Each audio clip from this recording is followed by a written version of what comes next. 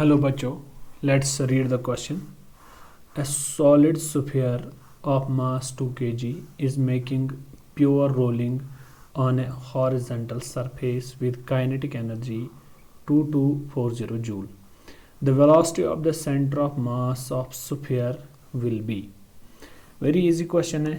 हमें क्या बोल रहा है, हम इसको की कॉन्सेप्ट से सॉल्व करेंगे इंशाल्लाह. तो हम इसकी कॉन्सेप्ट को देखेंगे, वो की कॉन्सेप्ट में क्या बोल रहा है.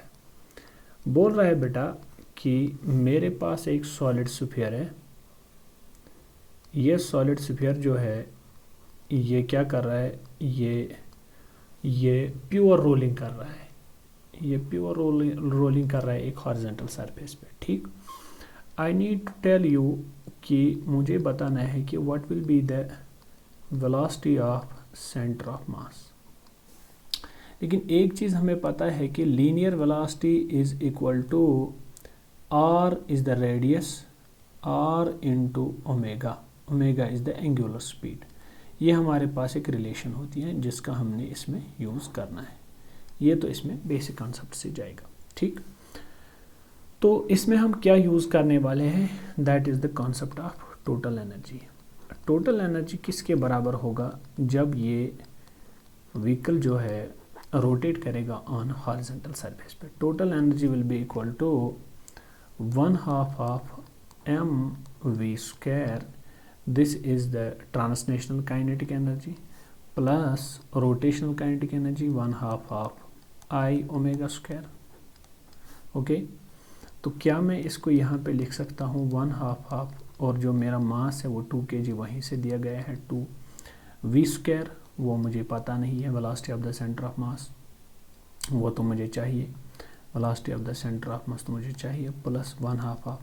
बेहतर यही है कि मैं इस मोमेंट ऑफ इनर्शिया का यहाँ पे सही से इस्तेमाल करूँ. चूँकि ये सॉलिड स्फीयर है, साइड में मैं यहाँ पे लिखता हूँ कि moment of inertia of solid sphere जो होता है that is 2/5 mr². This is the moment of inertia of solid sphere. ये सॉलिड स्फीयर का मोमेंट ऑफ इनर्शिया होता है. तो यहाँ पे मैं वैल्यू डाल देता हूँ 2/5 mr². Okay, into ω². ओमेगा की जगह पे मैं v/r लिख सकता हूँ, v²/r². This is also velocity of the centre of mass. r² gone.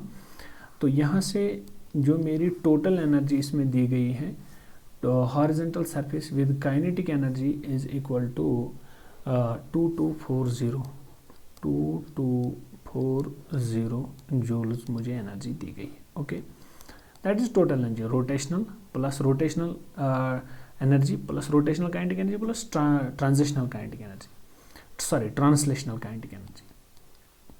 1/2 of 2 into v centre of mass का स्क्वायर, 2 और 2 cancel, plus 2 and 2 get cancel. This is m velocity of center of mass का square divided by 5. But you know the value of m is 2. तो यहाँ पे मैं लिख सकता हूँ velocity of center of mass का square plus 2 times vc²/5. This is equal to 2240. Upon solving it, 5v² plus 2², this is 7vc² upon 5. This is 2240. This is 7, 3, 2 is 14, 7 3 is 21, 7 2 is 14, 7 0 0. So our velocity of center of mass का square will comes out to be equal to 320 into 5. Can I write it here? Again, velocity of center of mass का square is equal to 50, 5 2 is 10, 5 3 is 15. This comes out to be equal to 1600. Therefore, velocity of center of mass comes out to be equal to under root of 1600. This will be equal to 40 meter per second is the final answer of the velocity of center of mass. Hope you got the answer of this question. Thank you.